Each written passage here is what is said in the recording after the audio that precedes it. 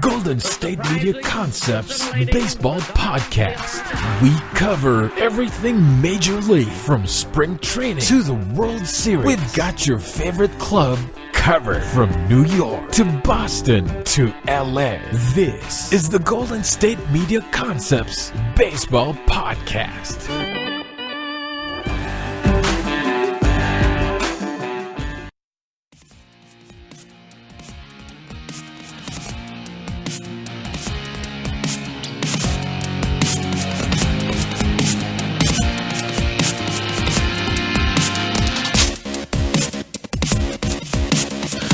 What is up? Welcome to the GSMC Baseball Podcast on a Friday. Today here is we're going to get started with some talk around the league and see who made their first impression the best. Well, I mean, there's a bunch of guys who were making their debuts with their new teams on Thursday and Friday throughout the week, depending on when they were traded.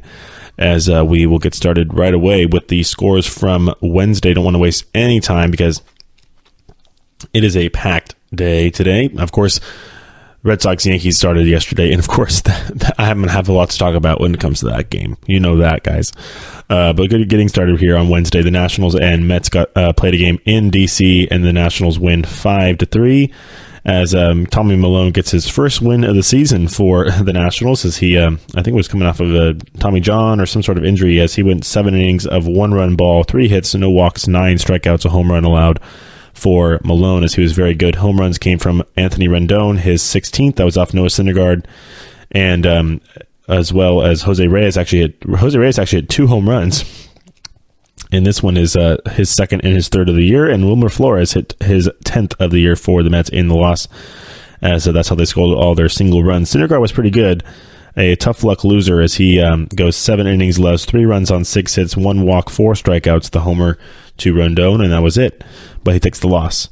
All right, moving on. As the Orioles beat the Yankees in Yankee Stadium, 7-5 was the final there, as Alex Cobb gets just his 3rd win of the year. He's 3-14, but he gets the win there, as he beats, Sonny Gray got beat up, but Cobb was very good. He went 6 innings of 1-run ball, 7 hits, 1 walk, or no walks, 6 strikeouts, a homer allowed from him, as that home run came from Gleyber Torres. Actually, that was the first of his 2 home runs. He had his 16th and his 17th home run coming off the DL like that. Bang, just picking up right where he left off. The rookie there, as he took Cobb deep and then hit a home run in the 9th inning when the Yankees were already trailing. As the Yankees were down 7-1 in this game, came back, scored 1 in the 8th, 3 in the 9th, but that was it, and the game was over. The home runs for the Orioles came from Trey Mancini, the only one for him. Only one for the Orioles that day. Trey Mancini, his 14th of the year on Wednesday. In Detroit, the Tigers beat the Reds 7-4 as they got 3 runs in the bottom of the 6th inning, and some more spread out there. The Reds scored all their runs in the top of the 7th, as the home runs came from Aducci, his 2nd of the year. That was for the Tigers, and the Reds didn't hit a home run, as Sal Romano gave up 4 runs over 5 1/3 innings pitched. And Mike Fiers only lasted 2 innings. I don't know what happened. He must have came out from an injury or something, because he only lasted 2 innings of he didn't allow any. He only gave it 2 hits, no runs. So if it was an injury, or I'm trying to see here if it was he got hit by a line drive and was taken out of that game. All right, coming on to the next game is the Twins and the Indians, as the Indians win 2-0 in a shutout performance there, as they got a nice start from Carlos Carrasco, as he went out and pitched 7 1/3 innings of no-run ball, 4 hits, no walks, 10 strikeouts for Carrasco. He was very good. Brad Hand got his 26th save of the season not for the Indians. I mean, I think it's probably a handful of saves for the Indians, but most of them were with the Padres back when he was in San Diego. Got was traded last week. As I move along here, as I don't think there was any home runs in this game. The A's beat the Blue Jays 8-3 as Sean Manaea gets his 10th win of the season. He was pretty good in this one. Went 6 innings of 1-run ball, 5 hits, 2 walks, 5 strikeouts for him. Home runs came from Franklin Barreto, his 4th of the season, and Russell Martin, his 9th of the year for the Blue Jays. And then in Seattle, the Astros beat the Mariners 8-3. Dallas Keuchel gets his 9th win of the season, as the Astros actually were able to get to Wade LeBlanc in this one pretty good, as Keuchel went 7 innings, allowed 3 runs on 8 hits, 1 walk, 2 strikeouts, a homer allowed. That was to Nelson Cruz, his 26th of the season for the Mariners. And the Astros got a bunch of home runs. They got 2 from Marwin Gonzalez, his 7th and his 8th of the year. And Jake Marisnick hit his 8th of the season as well. And so did Max Stassi, his 8th of the season. 3-run shot there in the 5th inning for him. So a big one there as the Astros get a big win in Seattle. Good for the A's there. That's a big thing for the A's. Actually, I mean, we'll get to it eventually. They are in sole possession of the second wild card right now, the Oakland Athletics, after play yesterday. So we'll do that in a minute. But moving on to the Cubs and Pirates, as the Cubs get the win 9-2 over the Pirates, as the Cole Hamels gets his first win as a Cub and his first start as a Cub, as he was very good, as he went 5 innings, no runs allowed, well, one unearned run, 3 hits, no walks, 2 walks. 9 strikeouts for Hamels. A very good performance for him. Home runs came from Wilson Contreras as he had his 9th of the year. The Pirates did not have one in this game. Rays beat the Angels 7-2 in this one. As let's see if the Rays don't have any starting pitchers on their rotation anymore. They have Blake Snell, he's on the DL, but they traded Chris Archer and that was about it. They're doing this opener thing for real right now. As actually was Tyler Glasnow. The guy they got from the Pirates in that Chris Archer deal was the opener for this game, as he went 3 innings, allowed 1 run on 2 hits, 1 walk, 5 strikeouts, a homer allowed. That was the 1 run, and that homer was to Cole Calhoun, his 14th of the season. The Rays got a home run from Christian Adames, his 4th of the year. Bowers hit his 9th of the season. That's the first baseman for them. Jake Bowers hit his 9th of the season for Tampa Bay, as they continue to hover right. They're 2 games over 500. I mean, obviously they're in the division in the league that's not going to matter. It's not good enough, but good for the Rays to be still trucking over 500 with this whole opener thing they're still doing here and winning baseball games. All right, Royals beat the White Sox 10-5 on Wednesday, as Jacob Junis gets the win over Dylan Covey. The Royals, they had their bats out today, or on Wednesday, in the South Side, as they spanked a bunch of hits in this one. They had 10 runs on 10 hits. Alex Gordon had the lone home run for them, his 7th. The White Sox got one from Yoan Moncada, his 14th of the season for them, as they get the win in Chicago. Cardinals beat the Rockies 6-3 in St. Louis, as they scored 3 runs in the bottom of the 8th inning to extend their lead out and really put that one away. They got a home run. Well, they didn't get a home run from anybody, as there were no home runs in this game at all. Surprising. Luke Weaver only lasted 2 2/3 innings, gave up 2 runs on 5 hits, 2 walks, 3 strikeouts. Is that going to be another deal with the injury as well, or was just another situation where it just was time to go, I guess, after giving up a couple runs, and the interim manager for the Cardinals thought that he was done. So, I mean, trying to look at the pitch count here, he had 74 pitches through 2 2/3 innings. So, yeah, he was really laboring through that game. But they get the win, though. And the Dodgers beat the Brewers 6-4 in extras. They get a walk-off win in the bottom of the 10th inning, a home run there in the bottom of the 10th by Yasmani Grandal to win that game, as the Brewers drop this one again to the Dodgers. I mean, I think they ended up splitting that 4-game series. The Dodgers got the win on Thursday by a lot. But the winning pitcher in this one was Florio in relief. The home runs came from young Grandal. Actually hit 2, his 19th and his 18th and his 19th. And then Brian Dozier hit his first home run as a Dodger, his 17th of the season for the year, and of course his first for the Dodgers. And then the last game of the day, actually Wednesday, was postponed. The Mariners and Braves had their game postponed on Wednesday, and I'm assuming we'll make that up eventually. They're division rivals, so they play each other all the time. No worries. All right, we actually got through days of games before finishing this segment, so we're going to go right on to Thursday, as the Giants and Diamondbacks played yesterday in the desert, as the Giants get the win 8-1. They scored 5 runs in the 8th inning to really blow that game open, as Madison Bumgarner gets his 4th win of the season. He actually only went 5 innings, but they were a laborious 5 innings, as he threw 101 pitches, gave up 1 run on 7 hits, 3 walks, 5 strikeouts, as he was battling with a lot of base runners on traffic on the bases, but he was able to work his way through it just fine. The home run came from for the Giants came from Evan Longoria, his 11th of the season, and the D-backs did not have a home run. Zach Greinke he was actually pretty good. He was a tough luck loser. Had a really good off-speed moving yesterday. He went 6 innings, 2 runs allowed, 4 hits, 1 walk, 5 strikeouts, a home run to Longoria, and that was about it. But he gets the loss because the Diamondbacks only could score 1 run for him in that one. In Tampa Bay, the Rays beat the Angels again as they got 4 runs in the bottom of the 4th inning that's all the runs they needed. In this one, the opener for this game, I'm calling them openers because that's what they are. They're not starters, they're openers. Was Hunter Wood as he went 2 innings of one hit ball. He only lost 1 hit over 2 innings of work, and then the guy kind of piggyback guy was Jalen Beeks, came in and pitched the next 5 innings, gave up 2 runs on 2 hits, 1 walk, 4 strikeouts as he gets his first win of the season.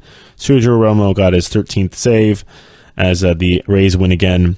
In this one, the Angels and the Rays did not hit a home run at all, as that was the final score, 4-2. Cardinals beat the Rockies again, 3-2, as they scored 2 in the bottom of the 9th as they were trailing, and then they weren't anymore. They win the game on a walk-off as they score single. It was a Jose Martinez single to knock in a couple of runs and get the win there at home in St. Louis. As 3-2 was the victory. Starting pitchers in this one both obviously saddled with no decisions because of the outcome of the game, obviously, as Miles Mikolas went 7 innings, 1 earned run, 2 total on 7 hits, 2 walks, 6 strikeouts for him, and Senzatella for the Rockies went 6 innings, 1 run allowed, 5 hits, 2 walks, 5 strikeouts for him. So they both were very good.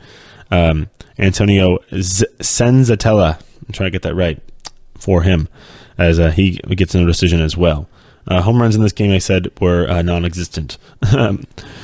White Sox and Royals playing again as the White Sox get the win this time as they scored 4 runs in the bottom of the 8th inning to retake the lead. They're up 2-0. The Kansas City Royals scored 3 runs in the top of the 8th to take the lead. Then the White Sox said, nope, not so fast. We'll take that right back from you, and scored 4 to make it 6-3.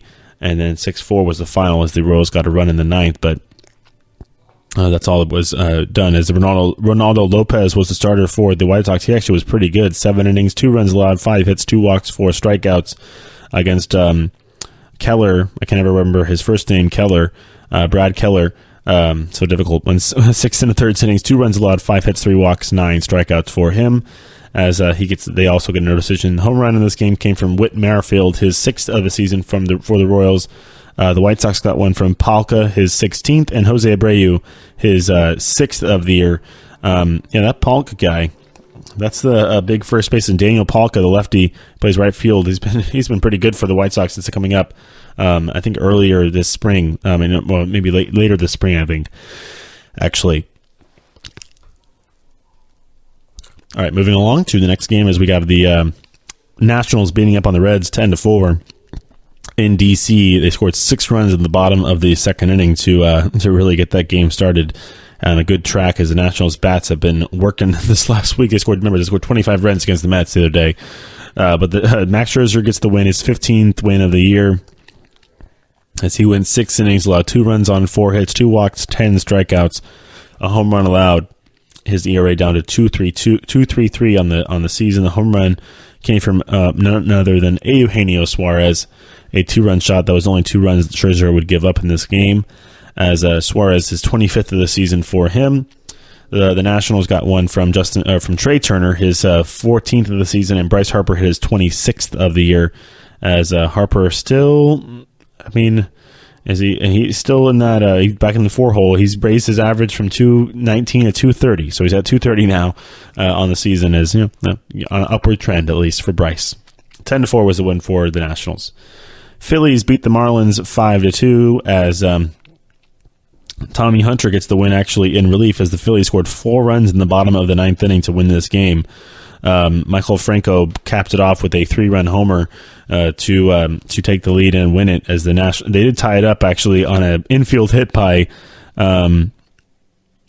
infield ground out by Nick Williams, scored a run, just got past the pitcher, and then Franco backed it up with a 3-run bomb to win the game as that was his 18th of the year for Franco, as Rhys Hoskins also hit his 22nd of the season for the Phillies. The Marlins got one from Justin Bour, his 17th of the year, as Pablo Lopez was pretty good. Went 6 innings, allowed 1 run on 5 hits, no walks, 5 strikeouts, that home run to Hoskins, as he's a tough luck, no decision right now because they couldn't hold a lead. Nick Pivetta also was pretty good, 6 innings, 2 runs, 4 hits, no walks, 7 strikeouts, that home run to Justin Bour, his main blemish.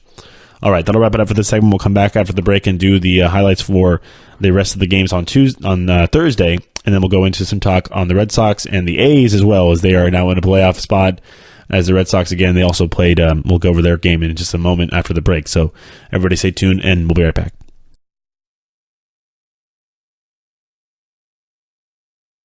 This is your ultimate stop for everything sports. The Golden State Media Concepts Sports Podcast. Should I say more? From the NFL, MLB, the NBA to MMA, it's all in here. The Golden State Media Concepts Sports Podcast. Listen now.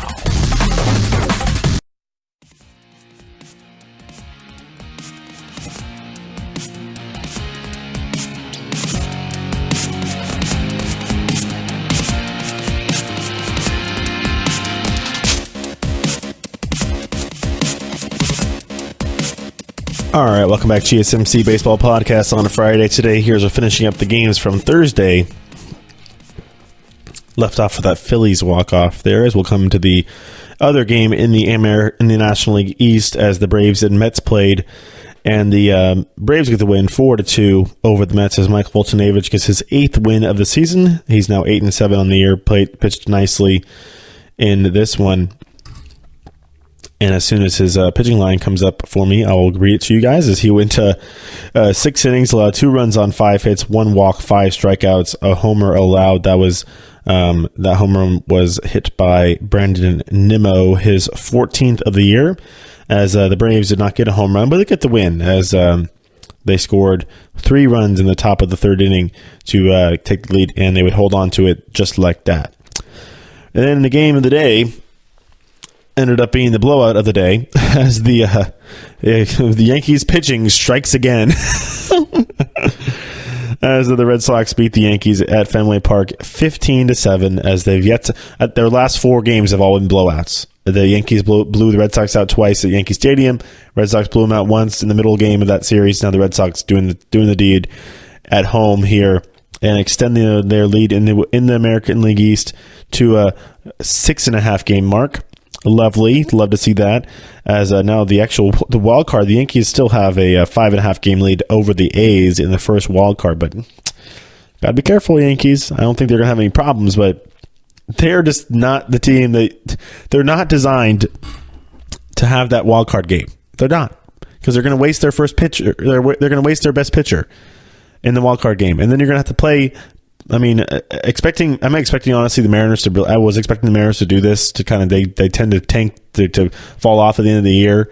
Well, I'm going to hold my comments really till for the end of the segment, but still we have time. Actually, we have time. I could do this now because we're in the second segment and I only have a few more games to cover, so we're not really in a rush. But the A's are a scrappy little team, and they have a starter they could put out there. They actually have a couple guys they could put out there in that wild card game that could get the Yankees in trouble. Sean Manaea no-hit the Red Sox this year. A very good team. Very obviously put up 15 runs against the Yankees yesterday. He no-hit them. Even though, no-hitters are a little bit fluky. They probably at best he one-hit them. At worst, he one-hit them. That little, you call it flare. It is a no-hitter. It's been deemed a no-hitter. It was called an error. It was not a hit, so he no-hit the Red Sox. And then Frankie Montas has been lights out. Well, he's had some blemishes, but he's been pretty lights out. And I think you'd probably want a righty against that lineup, but honestly, it's still a pretty tough lineup, and you're gonna have to score some runs. And the thing is, the A's, their lineup is designed for that ballpark. Yankee Stadium. Chris Davis, he could hit a pop-up out to right field just like Aaron Judge does. He could yank one over the left field wall. They have a lot of power on that team. They hit a lot of home runs. And that's what you do at Yankee Stadium. So they have the formula to go in there and win that game. They have to stay in this position. Obviously, we have 2 months to go to stay there. I know, Tom, you talk about playoffs so much, playoff scenarios. Well, the American League, it's easy because they're already pretty much all locked in. The Red Sox are pretty much locked in unless they just absolutely fall off or lose a bunch of games head-to-head with the Yankees to win the East. The Indians already won the Central, basically. I mean, honestly, what's the elimination number for the Red? I want to know. I want to know what the elimination number. Can I turn this sideways? It's going to give me more. More because the Twins are actually only 10 games back, so their elimination number is probably pretty high. But still, they're 10 games back in second place. The Royals are 25 games back. The Orioles are 40. The Baltimore Orioles are 42.5 games back of first place. Crazy.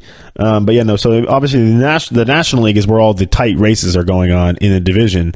American League, the divisions are all pretty much kind of spoken for. Actually, the A's are closer to first place in the East than in the West than the Yankees are in the East. So just going to show you that's the first time that's happened, I think, this year. But it's definitely interesting. That's why I'm talking about this wild card, because the Yankees, they're headed that way. They added J Happ, who has been decent this year. His ERA is around like 3.5, I guess. He's been all right. And they got, the best move they made was for Britton. Britton's very good. But the A's, their bullpen is very good too. So if the A's pop up a couple homers in that wild card game off of Severino in the first few innings, and they shake in their boots a little bit, maybe turn into a little bit of a slugfest, it's like 7-6 or something like that in the seventh inning. Well, here comes Lou Trevino. Okay, good job. Okay, here comes Jeurys Familia. Okay, good job. Okay, here comes Blake Trinan. Good luck. Good luck. I mean, the thing is, the Yankees could do the same thing. They have Betances, they have Robertson, they have Britton, they have Chapman. I mean, they could do the same exact thing. But I'm just telling you, it's a toss-up. It's a toss-up. And then if you do manage to get through that game, you're probably going to play the Red Sox in the first series, in a 5-game series, where you better win 3 games. And I don't think they have 3 starters to put out there to win 3 games against the Red Sox. I just don't. All right, here. Back to the Red Sox, the actual game from Fenway Park, as the Yankees and Red Sox started off a 4-gamer in Boston, as Brian Johnson got the start for the Red Sox. He only lasted 5 innings, but got the win. He allowed 4 earned runs on 5 total on 6 hits, 2 walks, 11 strikeouts actually for Johnson. It's pretty good. He did give up 3 home runs in this game. There was a bunch of homers in this one, as the Yankees got one from Didi Gregorius, actually 2 from Gregorius, his 19th and his 20th, Aaron Hicks his 18th, and Giancarlo Stanton his 25th. As CC Sabathia went 3 innings, allowed 2 runs on 3 hits, 4 walks, 2 strikeouts, a homer, but he must have been taken out when it was he must have gotten a jam in the 4th inning. Or no, he never took out. Interesting. Well, he finished the 3rd, and then they put in the reliever Jonathan Holder for him in the 4th inning. I don't know why he didn't start the 4th at least. But Holder got blown up. He didn't get an out. He pitched to 7 batters, gave up 5 hits, allowed 7 runs, 1 walk, and a homer. I'm hoping one of them at least was a grand slam. Ouch, babe. The Red Sox, though, they got a home run. They got 3 home runs from Steve Pearce. And actually, that was the 3 home runs they hit in this game.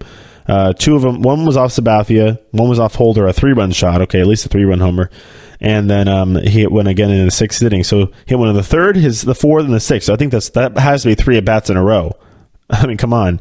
And this is a trade they made earlier in the year, which is paying off already.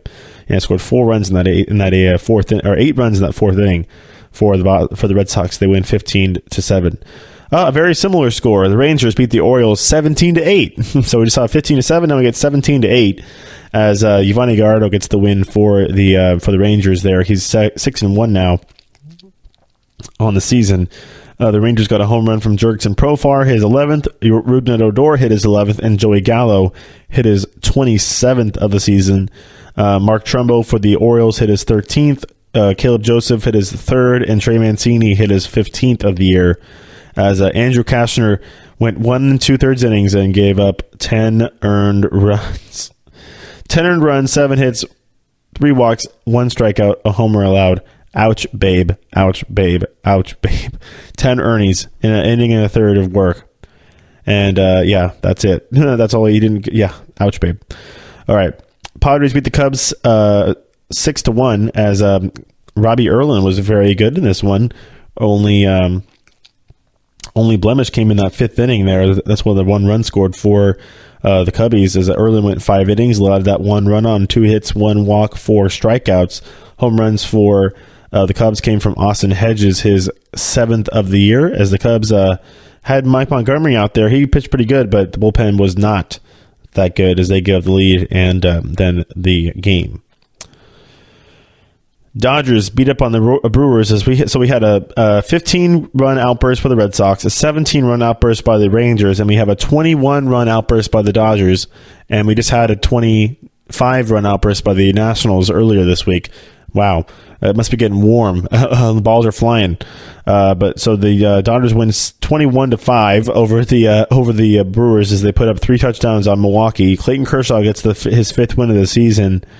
As if you're the Brewers, you're probably pretty happy you got a run in the first inning against Kershaw, but that was it. As he went 6 innings, allowed 2 runs on 5 hits, 1 walk, 7 strikeouts, a homer allowed. That was to Christian Yelich, his 16th of the year. Jesus Aguilar added his 26th of the season. The Dodgers hit a gajillion homers, as I think they got 2 from Jock Peterson, his 17th and his 8th, or his 16th and his 15th, his second 2, his 15th and his 16th. There we go. Cody Bellinger hit his 18th. Puig hit 2, his 13th and 14th. Brian Dozier hit another one, as that's his second with the Dodgers, his 18th on the season, and Justin Turner hit his 6th of the year. So 4, 5, 6, 7 homers for the Dodgers, as they set a Dodger Stadium record with 21 homers and 21 runs and 7 home runs. Wow. And the final game of the year from Seattle, the Blue Jays beat the Mariners 7-3, as they got 3 runs in the top of the 9th inning to blow that one open pretty much and extend their lead. They're up 4-3, but they scored 3 runs in the top of the 9th to get that lead stretched out a bit. As they got the Mariners actually got 2 home runs from Nelson Cruz, his 27th and 28th of the year. The Blue Jays got one from Kendrys Morales, his 13th, and Aledmys Diaz, his 12th of the season. Okay. All right. That'll do it for the game coverage. I went on a little bit of mini rant about the Red Sox and the Yankees. I don't know. The Yankees, they went out. I mean, obviously, they weren't willing to give up. I guess they weren't willing to give up enough to get DeGrom. But if you're the Yankees and you have that lineup, and that's your major league lineup, you already have Torres in the majors. You already have Adjahar in the majors. You brought up a couple different guys. Greg Bird's in the majors. So, well, I don't know how good your farm system is left, but do you think it's not worth giving up one more piece to get Jacob DeGrom to get an automatic number 1 starter, and then now you have Severino and DeGrom. That's all you need. That's all you really need. You have a 1 and a 2, and then you have a 3 who can be decent, and that can be a Sabathia, it can be a Tanaka, and not a Sonny Gray. Sonny Gray got walked off that field against the Orioles and got booed and smiled about it. But it's whatever. And then no, so it's interesting. You get a DeGrom, you might win the World Series, because they have the bullpen, they have the bats. That's the only thing they're lacking is the starting rotation, and I think it's going to come back to bite them in the first series. I don't think they make it past the LCS or LDS. I'm sorry, the DS. The best chance they had was last year. They had the Astros on the ropes, couldn't close it out. Got Joe Girardi fired. You bring in Aaron Boone, who seemingly looks like he knows exactly what he's doing in his first year managing, which is great. It's great to see. I mean, that team probably isn't too difficult to manage, like I've talked about before. It's just, but honestly, it probably is getting more and more difficult because the pitching has been so weird, and then they go trade 2 of their main guys in their bullpen. I mean, they trade Chasen Streve to the Cardinals along with somebody else actually for that Luke Voit, who actually played yesterday in Boston for them. And then they also trade. Who else did they trade? Andrew Warren. They traded Andrew Warren as well. So I mean, whether it was to make room on the, I bet you it was more to make more room on the roster. I don't think they only got one reliever, and they got Britton, so they'll obviously make room for him and then make room for Jay Happ. So whether they needed they just figured they would trade, at least get something back if they were about to make some roster moves, I guess. So that's not the worst thing in the world. As I'm thinking, like, wait, they had to make some roster moves to get the space open for the new additions, because they did move some prospects to get those two guys as well. But I think at DeGrom, Jay Happ doesn't really move the needle for me. It doesn't. He doesn't. I feel like he's just waited. He's a guy who's going to start against the Red Sox in the ALDS and get lit up. It's just waiting for it to happen. I mean, yeah, like I said, last year you had your best chance. I don't know if you probably would have beat the Dodgers, honestly, last year. But yeah, had their best chance last year. The Yankees did, I think, and they'll have another one. Gleyber Torres is pretty darn good, but they just need to get some starters going for them, because yeah, they need starting pitching. They have one guy. They have one reliable guy who actually had a couple shaky starts in July that were probably a little worse for the wear a little bit. But, they have one guy. Everybody else is very up and down. All right, we'll come back and do some talk on the Red Sox and A's. On their side holes, the NL Central races, the Brewers made some deals. We talked about that on Wednesday a bunch, but we'll go into the what the actual implications of it and see if it's going to turn into a two-team race in the NL Central, or if the Cardinals are going to poke back in, and the Pirates as well. So stay tuned, and we'll be right back. Tired of searching the vast jungle of podcasts? Now listen close and hear this out. There's a podcast network that covers just about everything that you've been searching. Hey! The Golden State Media Concepts Podcast Network is here. Nothing less than a podcast bliss with endless hours of podcast coverage.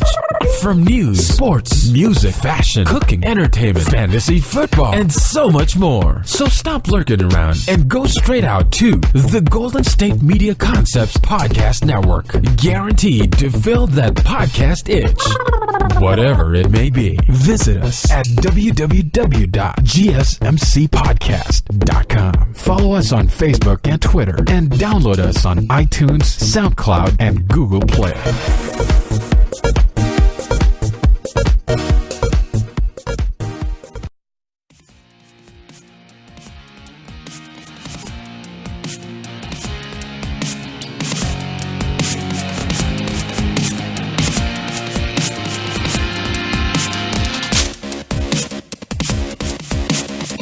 All right, welcome back to GSMC Baseball Podcast on a Friday today here as we finish up the week with some talk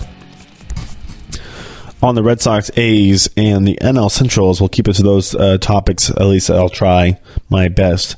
But, the Red Sox, they showed out last night. The bats showed up. They had the big inning. They get to the Yankees bullpen. The middle of their bullpen has been a weakness this year. The back end of their bullpen is very good, but it's been a weakness. I mean, does any team have a good middle of their bullpen? There's a reason why they're middle relievers. Don't get me wrong, but no, there's some teams that have good middle relievers, but you kind of figure it out as you go along. You don't, that guy's going to be our bomb middle reliever. You have a long man, but then you don't really, like, who's the fifth inning guy? Who's the sixth inning guy?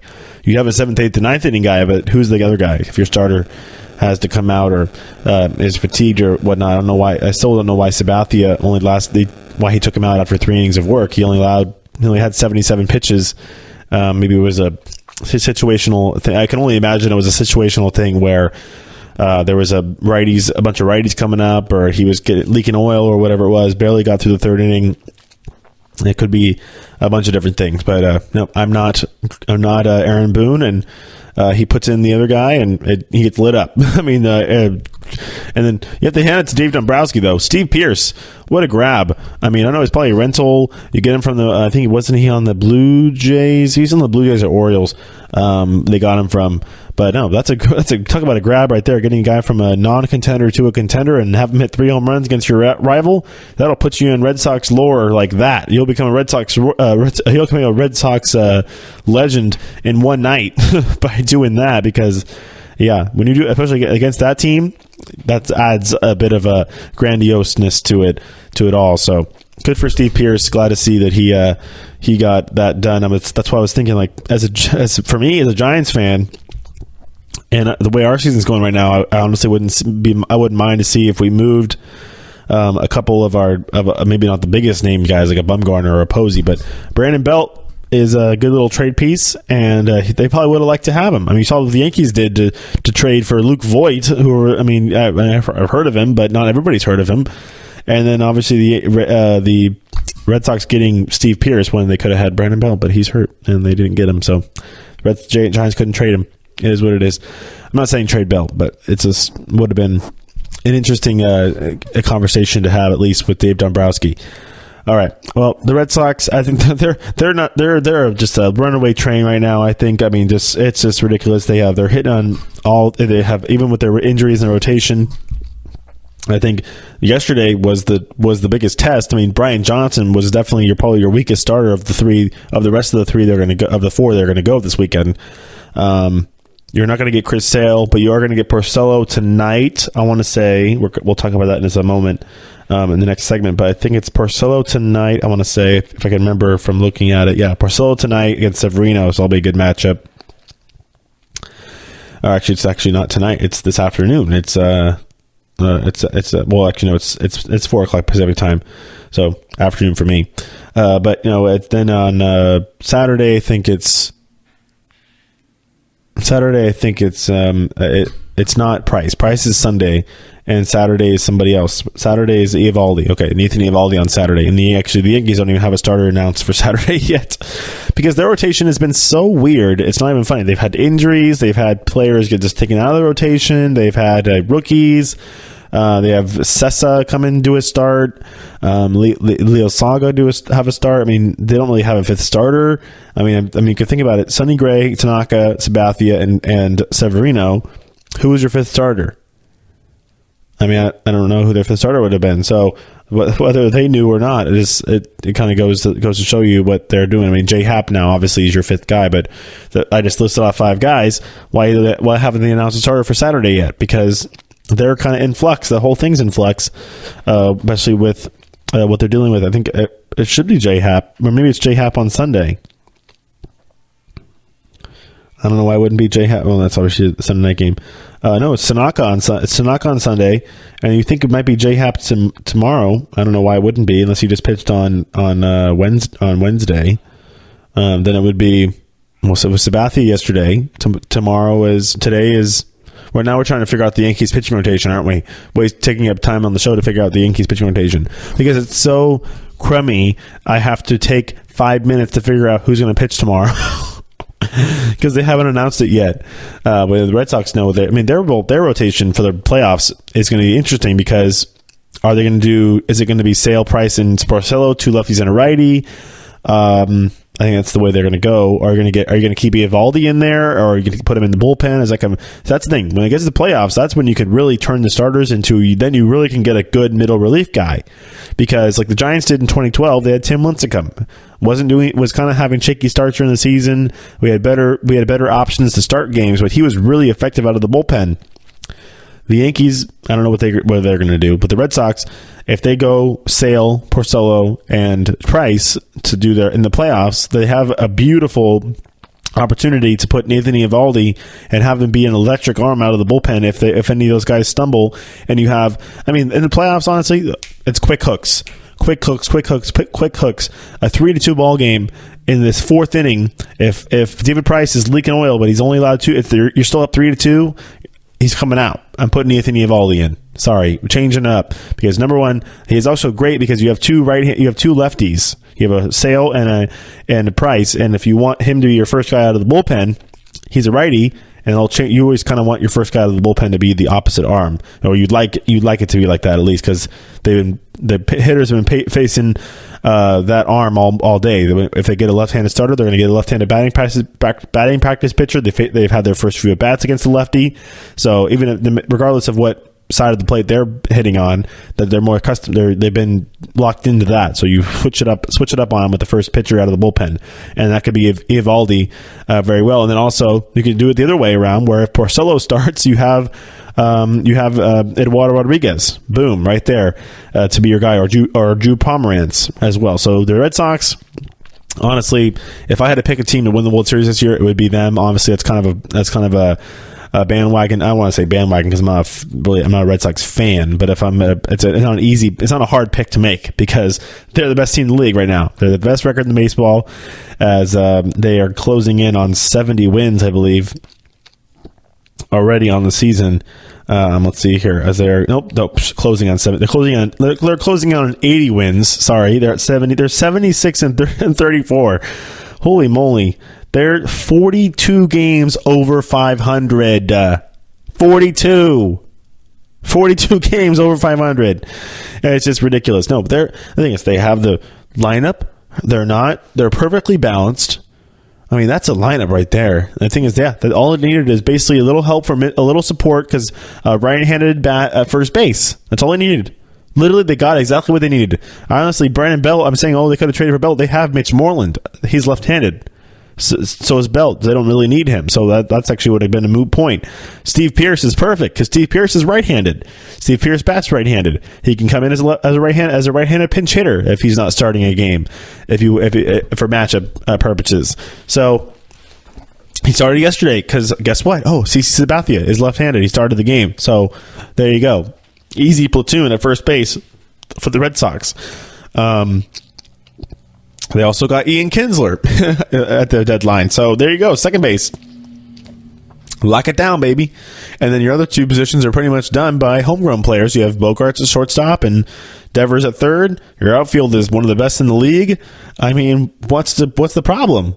I mean, your catcher is Sandy Leone. I mean, your catching, honestly, you don't really need to have a hitting catcher if you're the Red Sox, because you just need a guy who's good with the pitchers and can play some defense and block balls well. So if you get a really good defensive catcher, you don't really need an offensive catcher. You need a defensive catcher on that team. And you got Benintendi, Betts, and Bradley out in the outfield. Like I said, one of the best outfields in the league. Sandy Leone and Blake Swihart are very capable catchers. They're not going to hit the cover off the ball, but they can come up clutch. They got some pop in their bats as well. But they're defensive guys, and then you have obviously the whole rest of the lineup is quite solid. So I think that you're fine. The Red Sox, they made the moves they needed to make. David Dombrowski's not a slouch. He knows what he's doing. That's another key thing. They got Ian Kinsler. Ian Kinsler played for David Dombrowski in Detroit, so they know each other. He's going to be very comfortable playing for the Red Sox. So I mean, he fits right in with those red uniforms, like just like he wore in LA. So it's interesting. And honestly, I actually have to give the Angels kudos. I have to give the Angels some kudos. Good deal. I don't know what I have to look and see exactly what you got back for Ian Kinsler, but that was a good showing, because you could have been stubborn and not made any moves in the deadline, and then just mired in treaded your own filth, basically, as the Angels like to do. But they didn't. They became a little bit at least a little bit. They sold a piece that was sellable. I mean, I think I would have traded Justin Upton too, honestly, but. If Ian Kinsler had the better market, then trade Ian Kinsler. It is what it is, and they're not doing anything this year. The Angels kind of know that. We'll see eventually when Mike Trout's name gets talked about in trade talks, probably next year. Honestly, we saw Bryce Harper; his name was floated around this year as well, and he still could go because there's a thing called a waiver trade deadline. It's not until August 31st that any player get traded have to pass through waivers prior to being moved. So. I don't know what's the deal is with Harper, but Angels, I have to give you kudos. You made a good move. You got some prospects back at least from the Red Sox for Ian Kinsler, or maybe a prospect and some money. I have to I'm going to get the actual trade details for you. Obviously, you have Kinsler, Pedroia are also pretty good. If you look at their side by sides and their stats, they're very similar, honestly, with this trade off kind of thing. So I'm trying to see. Hold on, what the deal what was sent back to the Angels for Kinsler. Let's see here. ESPN. There we go. Where's my thing? Ian Kinsler. They didn't say. Is it not telling me who they traded him for? Of course not. Oh, Angels are getting 2 AAA relievers: right-hander Ty Beretti and left-hander William Urez. Okay, so they got 2 proven older prospects. So they got relievers in AAA. That's not bad. I mean, they need starters, obviously, but they got some pitchers back. And, I mean, that's a contract that probably would have been nice to move as well away from that team. So, not a bad deal by the Angels, as they needed to make one. I think they need to make a couple, but they made one at least during the. Actually, I think didn't they trade? Oh, actually, that was a different trade. Did they trade Maldonado too to the Astros? There was a bunch. I mean, wasn't there a ton of interdivision trades this year? I guess like GMs don't really care, especially if it's a rental. They know it's going to be a rental player. They don't really care. And Brian Cashman said that he talks to 28 GMs. The only one he doesn't talk to is Dave Dombrowski because they don't make deals with the Red Sox. But that was about it. Obviously, you don't make deals with the Red Sox. But I'm trying to see. I think, yeah, he did. So, yeah, so the Angels traded Maldonado as well. So there you go. They traded 2 pieces that probably should have been traded. Like I said, I probably would have traded maybe to see what you can get for Cole Calhoun, even though he's younger, is a good piece to build around. But definitely would have seen what I can got for Justin Upton for sure. All right, that'll wrap it up for this segment. We'll come back and do the games, preview the games for the weekend, and then we'll send you off and wish you a happy weekend. So everybody stay tuned for the last segment. We'll be right back.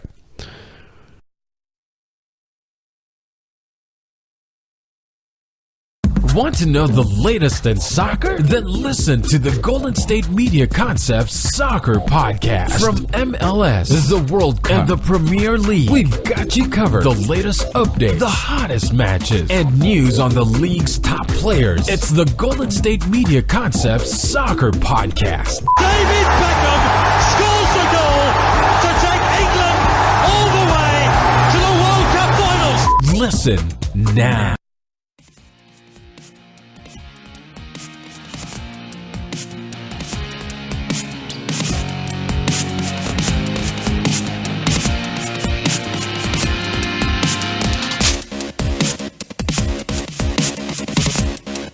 All right, welcome back to GSMC Baseball Podcast on a Friday today here. I kind of talked about the Red Sox all in that segment, so we'll take a few minutes here as we have the time to just go over the NL Central, peering at the what the standings are right now. I mean, nothing is set in stone, honestly, with the Cubs a little bit above the Brewers. 1 game up on the Brewers right now in the NL Central, as that's going to go to the wire. Honestly, those 2 might go to the wire. The Pirates could poke their heads back in. I know they kind of fell off a little bit. They were up to close to 3 games, and they're back to 6.5 games with the Cardinals also at 6.5 games. But when you have that many teams kind of above you, it's hard to leapfrog a bunch of teams. Giants are in the same situation in the West, as that is a very similar situation as it is in the well, the West, honestly, is the most jumbled. The West is the Dodgers are a game up on the Diamondbacks, who then they're 2 games up on the Rockies, 5 on the Giants. So there's 3 teams within 5 games, obviously, and then the Nationals are 5 games back of the Phillies, as the Braves are half game back. So the Central, I mean, the whole National League, I said, the whole National League is weird, and well, it's going to go down to the last week. It's going to go down to the last week of the year. It is the last week of the year. It's going to be decided. All of these teams, like I said, there's 12 teams. There's only 2 teams that are really out of it are the Reds and the Mets, and the Padres. That's about it. And the Marlins, Reds, Padres, Marlins. That's it. Everybody else. I mean, all 11 teams. There's 15 teams in the American League. I mean, in each league, remember. So 11 teams are within 4.5 games in the wild card. There's actually, well, of course, 5 of them are in playoff position, and the other 6 are within 4.5 games of the wild card. So there you go. Yeah, it's I told you, it's going to be a crazy ride. This National League is at least giving us some sort of wildness, at least a little bit. In the American League, you have the A's. The A's are pretty much it, and the A's have the tools. Like I talked about a little before with the wild card game, they have the tools. They hit home runs. They've gotten good pitching. Which is surprising because all their starters got hurt at the beginning of the year, but it is what it is, and they've been able to work their way through it. They're only 5 back of the Astros right now, actually, in the American League West, and they're in the second wild card right now, in a playoff position in the wild card, second wild card right now. So if the season ended today, you see A's and Yankees from Yankee Stadium for the wild card game, which would be, like I talked about before, a very interesting matchup.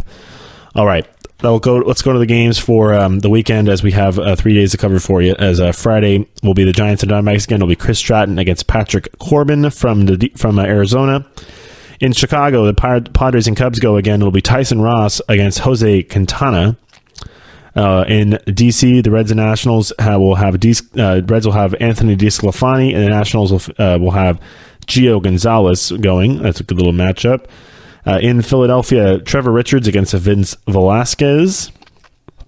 In Pittsburgh, the Cardinals and Pirates get a series started, or get a series going, as they will have John Gant get the start for the Cardinals, and Chris Archer will make his debut for the Pittsburgh Pirates, as he comes in with that 3-5 record, 4.31 ERA on the season as he moves over to the National League. We'll see if that does him any better. Obviously, getting out of the American League East is nice, I bet.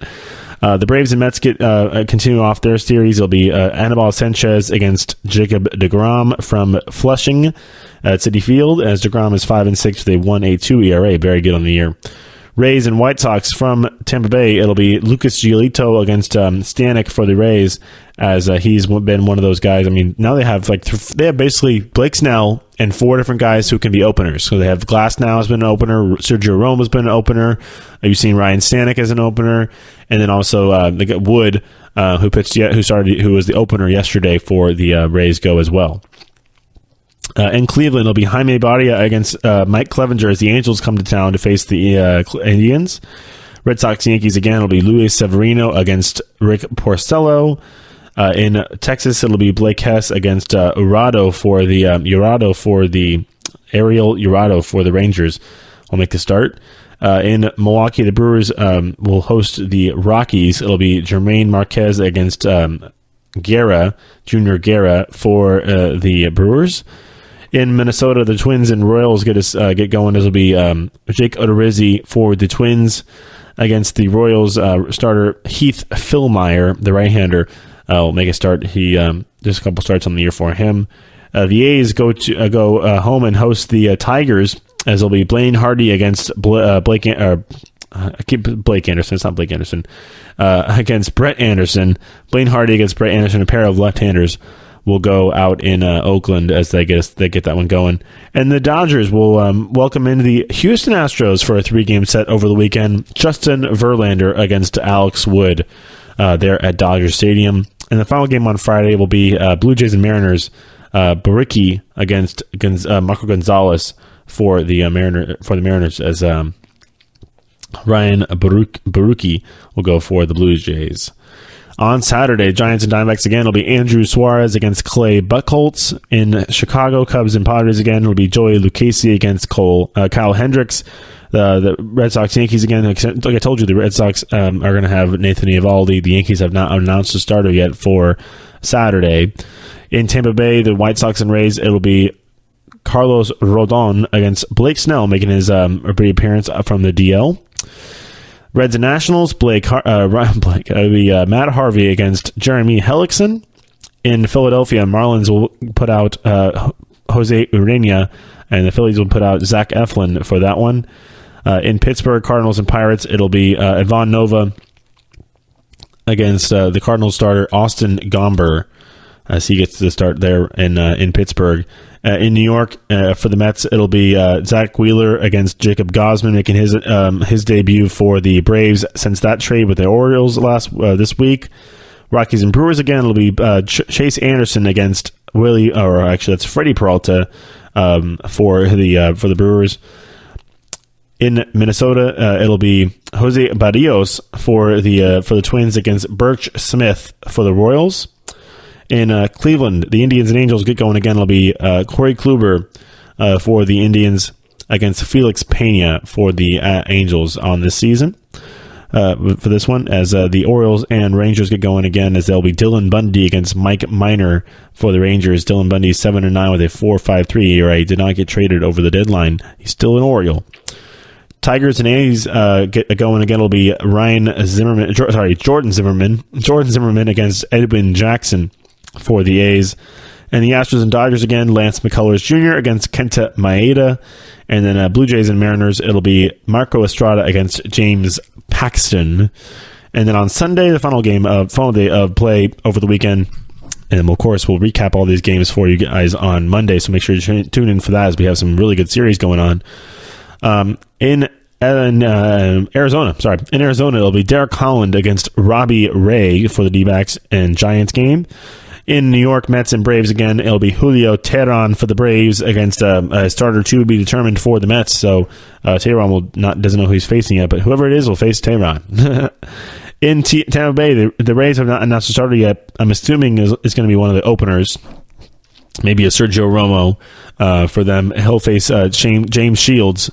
The Rays will, as he gets to start there for the White Sox. Angels and Indians, it'll be Tyler Skaggs against Shane Bieber for the Indians. Reds and Nationals, Luis Castillo against Tanner Roark. Marlins and Phillies, Wei-Yin Chen against Aaron Nola. That'll be a good little game for Nola there.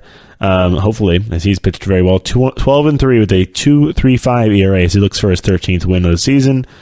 Cardinals and Pirates, Jack Flaherty against Trevor Williams. In Colorado, from the Brewers, it'll be John Gray for the Rockies against Milwaukee. This game is obviously in Milwaukee, as the other two were. Against Wade Miley, he's going for the Brewers. He's 2-1 with a 1.53 ERA since being activated from the disabled list earlier this summer. Royals and Twins, it'll be Danny Duffy against Irvin Santana. Padres and Cubs from Wrigley Field, it'll be actually no starter announced yet for the Padres, but the Cubs will have John Lester going for them on Sunday morning, or a Sunday afternoon, I guess, in Chicago. Sunday morning here. Orioles and Rangers, as it'll be Jeffrey Ramirez against not Hernan Perez. That's the guy on the Brewers. Martin Perez, as he gets to start the left-hander for the Rangers. And then the A's and Tigers, Francisco Liriano against Trevor Cahill. Dodgers and Astros. The Astros will have Garrett Cole against the Dodgers' young right-hander Walker Buehler. And then the Blue Jays and Mariners will have Sam Gaviglio for the Blue Jays against Mike Leake for the Mariners.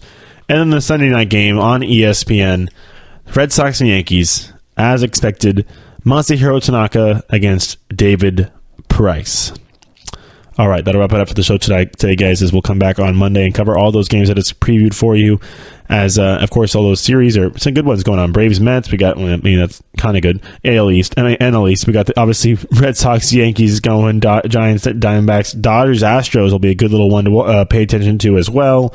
As we come down the stretch run, as we love talking about playoffs, but the National League is wide open. The American League is closed, kind of. So, there's a little opening, obviously, called the wild card, as the A's have snuck their way in now. Can they stay there? That is the question, and we'll find out throughout the rest of the season. So we'll be right along with you guys to do it. So everybody have a good weekend, and we'll be back on Monday. Talk to you later. Bye. You've been listening to the Golden State Media Concepts Baseball Podcast, part of the Golden State Media Concepts Podcast Network. You can find this show and others like it at www.gsmcpodcast.com. Download our podcast on iTunes, Stitcher, SoundCloud, and Google Play. Just type in GSMC to find all the shows from the Golden State Media Concepts Podcast Network, from movies to music, from sports to entertainment, and even weird news. You can also follow us on Twitter and on Facebook. Thank you, and we hope you have enjoyed today's program.